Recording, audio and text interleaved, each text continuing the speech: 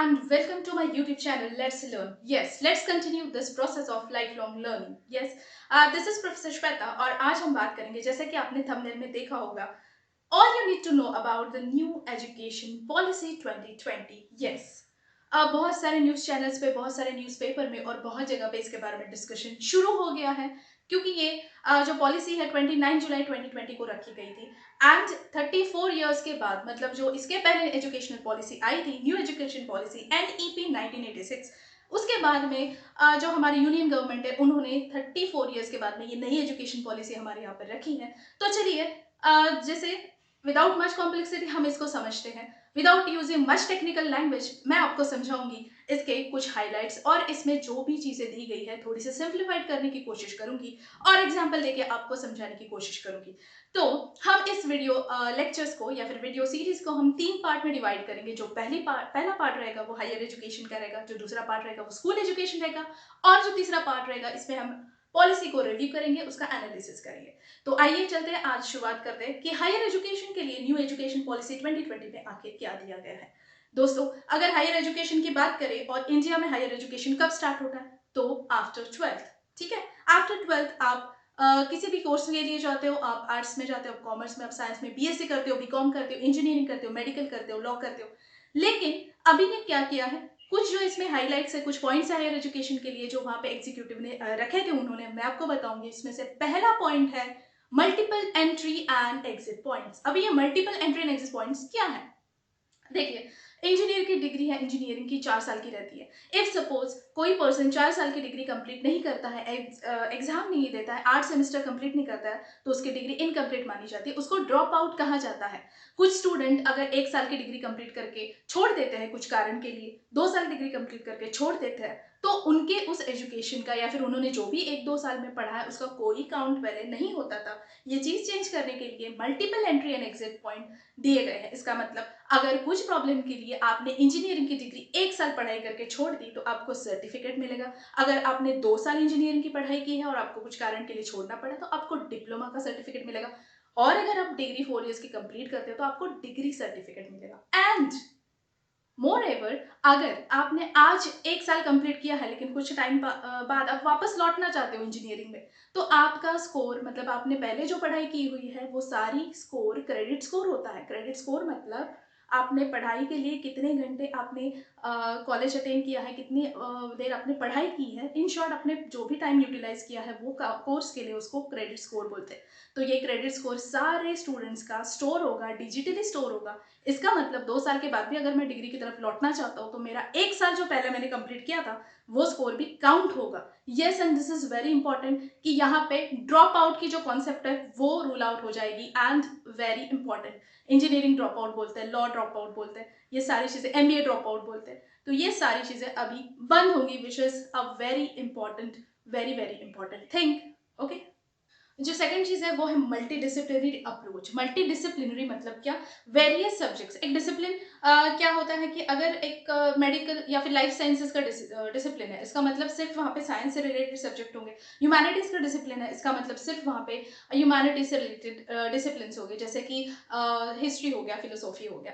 तो जो हमारे यहाँ पे जो स्ट्रिंजेंट अप्रोच है या फिर स्ट्रिंजेंट हमारे यहाँ पे पॉलिसी फॉलो की जाती है, जो आफ्टर 10th या फिर आप एक सर्टन फील्ड में घुस जाते हो, एक सर्टन फील्ड में आप साइंस तो साइंस करता है, कॉमर्स वाले सिर्फ कॉमर्स की बात करेंगे। नाउ ऐसा भी हो सकता है कि अगर कोई इंजीनियर है उसको पेंटिंग भी पसंद आ सकती है। अगर कोई आर्ट्स में है तो उसको मैथ्स भी पसंद आ सकता है, उसको IT की भी पसंद आ सकती है। तो ये सब कुछ करने के लिए मल्टी डिसिप्लिनरी अप्रोच फॉलो करने के लिए इस पॉलिसी भी गाइडलाइन दी गई है। इसका मतलब क्या कि आप मेजर एंड माइनर में ऐसे डिग्री कर सकते हो। इसका मतलब मेजर्स में आपने अगर हिस्ट्री ले लिया तो माइनर में आप म्यूजिक भी ले सकते हो। मतलब ये सारी चीजों को इक्वल इंपॉर्टेंस दिया जाएगा, जो कि बहुत सारे कंट्रीज में वर्ल्ड में फॉलो होता है। और बहुत ही इंपॉर्टेंट चीज है कि हम आपको एक ही डायरेक्शन में या फिर एक ही सांचे में बांध के नहीं रख रहे हैं। आप अपने पसंद का दूसरा combination, any student can take any combination, which is a very good thing.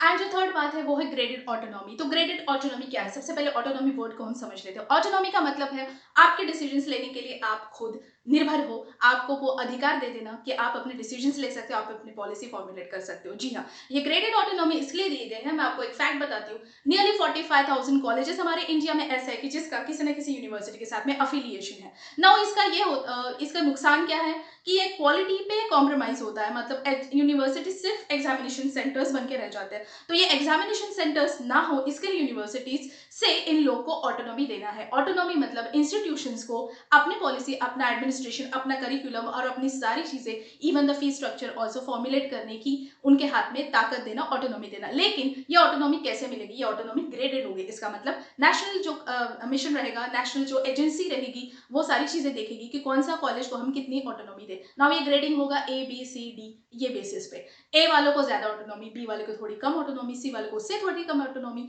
और ये कॉलेजेस को हमेशा से सजेशंस देते रहेंगे कि आपको अगर ज़्यादा ऑटोनॉमी चाहिए तो आपको क्या करना चाहिए। इसके साथ साथ जिस कॉलेजेस को भी ऑटोनॉमी मिलेगी, वो कॉलेजेस को सेल्फ डिक्लेरेशन या फिर सेल्फ डिस्क्लोजर करना बहुत इंपॉर्टेंट है। सेल्फ डिस्क्लोजर का मतलब वो अपने कॉलेज में या फिर अपने इंस्टीट्यूशन में एडमिनिस्ट्रेशन कैसे चलाते हैं, मैनेजमेंट कैसे चलाते हैं, स्टूडेंट का करिकुलम का ट्रांजैक्शन मतलब टीचर लर्निंग कैसे होता है, वो सारी चीज़ें उनको खुद से डिक्लेयर करनी पड़ेंगी, उसको खुद से डिस्क्लोजर करना पड़ेगा। इसका फायदा ये होगा कि सारे इंस्टीट्यूशंस क्वालिटी के लिए हमेशा एक दूसरे से कंपटीशन करते रहेंगे, क्वालिटी एनहांस होगी, जो कि बहुत ही अच्छी बात है।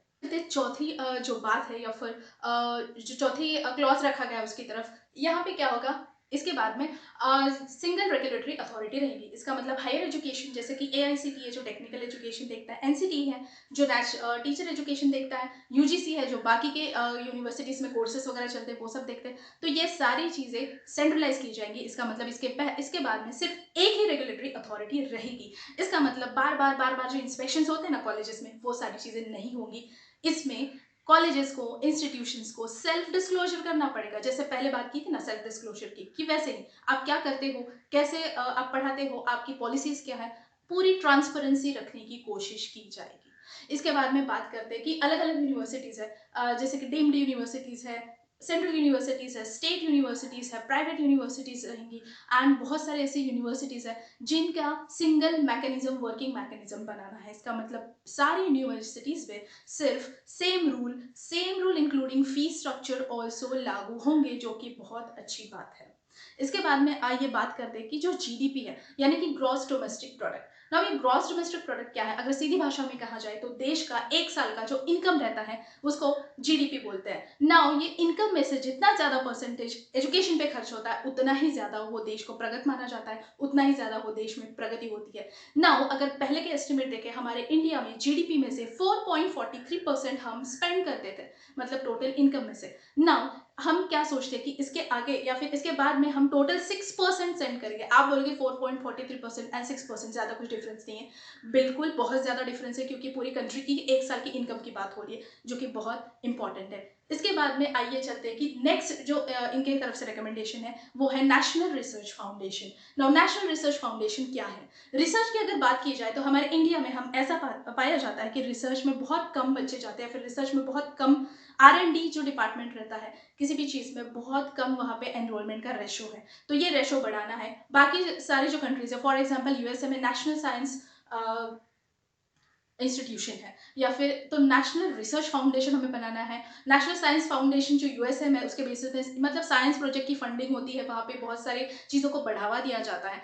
इन द सेम वे हम इंडिया में नेशनल रिसर्च फाउंडेशन एस्टैब्लिश करेंगे, जिसके अंदर सोशल साइंस का भी रिसर्च आएगा, जिसके अंदर साइंस के भी रिसर्च आएंगे। इसमें बड़े बड़े चीज़ों को, बड़े बड़े प्रोजेक्ट्स को फंडिंग होगी, पेटेंटिंग और इनोवेशन को बढ़ावा दिया जाएगा। नाउ द लास्ट पॉइंट है फॉरेन अलायंस। नाउ फॉरेन जो शेयर होता है, या फिर हम फॉरेन कंट्रीज के साथ में एजुकेशन को लेके एजुकेशनल एक्सचेंज प्रोग्राम रहते हैं, जो पहले भी थे। यूनिवर्सिटी के एक्सचेंज प्रोग्राम रहते हैं, मतलब इस यूनिवर्सिटी के बच्चे वो यूनिवर्सिटी में भेजे जाते हैं फॉरेन के। नाउ हमने सोचा है कि फॉरेन यूनिवर्सिटी जो अच्छी रेप्यूटेड यूनिवर्सिटीज हैं उनको इंडियन कैंपस अलाउ करें, इंडियन कैंपस में उनको अपना कैंपस सेटअप करने की परमिशन दे। नाउ होगा क्या, बड़े बड़े यूनिवर्सिटीज में हमारे बच्चे भी पढ़ पाएंगे। नाउ यहाँ पे एक इंपॉर्टेंट बात है कि कॉस्ट की भी बात यहाँ पे देखनी है, क्योंकि अभी प्रपोजल ये सारी बातें आएंगी, मतलब बाद में इस पर डिस्कशन वगैरह होगा। एक अच्छी बात ये बोलूंगी कि फॉरेन कंट्रीज के यूनिवर्सिटीज को यहाँ पे कैंपस एस्टैब्लिश करने का जो मौका दिया जाएगा, इसका परिणाम ये होगा कि जो हमारे एग्जिस्टिंग यूनिवर्सिटीज वगैरह जो हैं उनको भी अपनी क्वालिटी एंड उनके स्टैंडर्ड्स के हिसाब से दोनों में कंपटीशन, हेल्दी कंपटीशन जनरेट हो सकता है और अच्छी बात हो सकती है।